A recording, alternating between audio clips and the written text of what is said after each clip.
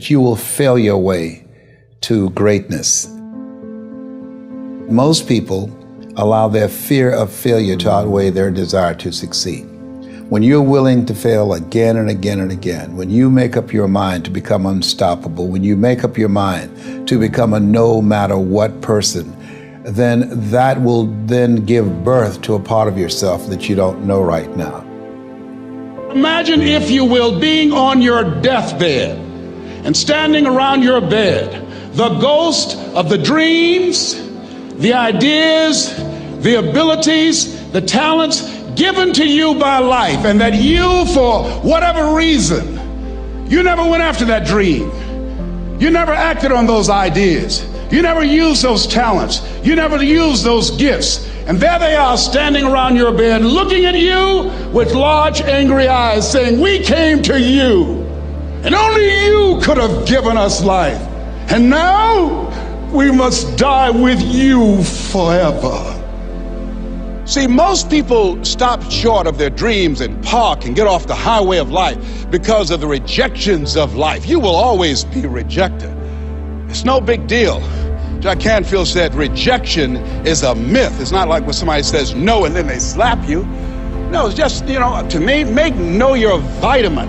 Get excited about the no. Why? Because every time someone says no, that brings you another step to a yes. You're getting closer. Trust me, you will win if you don't quit. You will win if you don't quit. Even a broke clock is right twice a day. As you go through the challenges of life and you look at it and embrace whatever comes to you, don't run from it. Step toward it. Don't try and duck it like most people do. See, most people want it easy. See, easy come, easy what? Easy go. See, but when you go at what you're going to deal with and you deal with the difficulties of it, when you handle those hard things close at hand, making those hard decisions right now that you don't want to make, learning those things that you don't like to do, but you know that in order for you to get where you want to go, this is one of the hoops that you have to flip through. And I'm saying to you, whatever you got to do it, because if you don't, life is going to whoop you until you surrender. You have something that you brought to the universe, and that if you decide that my life deserves my developing this what I do well, and becoming the best at it, and mastering myself, and seeing what I have within me, if you decide to drop your buckets where you are and develop your gifts, I grant you, you'll never ever be without. I grant you that your gifts will take you places that will literally amaze you. I grant you that if you begin to work to develop your gifts, you'll develop a strong sense of happiness. You'll get a larger vision of yourself, because part of beginning to get a larger vision of yourself, all of us need some area of our lives where we can have a feeling of competence. That people know when they think about this area, that's something you do. That you eat and sleep that. And that you do that. You do that. Changing is not easy. That changing your life, changing habits, reinventing yourself, picking yourself up after life has knocked you flat on your back. I've got to say, when life knocked you down, try and land on your back, because if you could look up, you could get up. Well, that sounds cute, but that's not easy. When I was diagnosed with prostate cancer 17 years ago, that first time that happened, I said, hey, I can handle this. Then when it came back a year later, last year, 17 years later, and this time it metastasized to 7 areas of my body and ate 40% of my T1 vertebrae. Now the stakes are higher. Is this life saying, okay, Mr. Motivator, you beat cancer the first time. What you gonna do now? I started laughing. When the doctor told me, he said, why are you laughing? Are you in denial? I said, no. I said, I feel like Mother Teresa. He said, what do you mean? She said, Lord, I know you know how much I can bear. I just wish you to have so much confidence in me. I said, the stakes are higher. So I've got to dig in and got to fight more, because at the end of the day, life is a fight for territory. And once you stop fighting for what you want, what you don't want will automatically take over.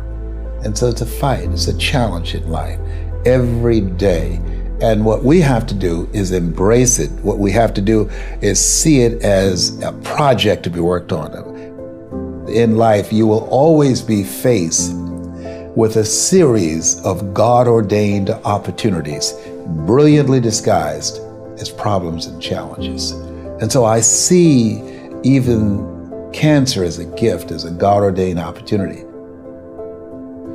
If you died today, what dreams, what ideas, what talents, what books, what music, what leadership, what voice will die with you? There are a lot of people who are biting their fingers in fear that they might lose their jobs. But there are few people who have decided within themselves, I'm going to make it. Some people aren't waiting to be cut. Some people are moving on their own because they feel within themselves, I've got what it takes to make it. They're not afraid about tomorrow because of how they see themselves, because of what they feel that they deserve, because of what they feel that they can create for themselves. Because these people have decided, as they look at the future, as they look at themselves, there's a way. Where there's a will, there's a way for me to begin to create a way out of no way. And when you have that kind of consciousness, when you have that kind of spirit, nothing can stop you. Nothing.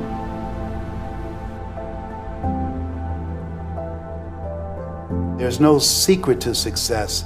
There's a system to success.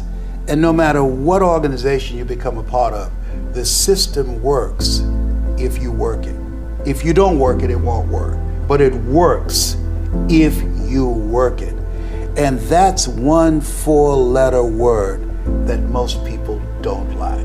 They're not willing to work. There are winners, and there are losers, and there are people who have not discovered how to win. And all they need is some coaching. All they need is some help and assistance, just a little support. All they need is some insight or a different strategy, a plan of action to make some adjustments that will open up the key to a whole new future for them, that will give them access to the unlimited power that they have within themselves. That's all that they need. So what I want you to do is think about something you want for you, that's real for you, that's important for you, that will give your life some special meaning and power. And I don't even want you to say, I can do that. I don't want you to assume that. See, 5 years ago when I started out in this area, I would not have been able to make the mental leap that I would be up to where I am right now. I don't want you to begin to just psych yourself out. No. I want you to be able to say something to yourself that will enable you to maintain a level of integrity with yourself.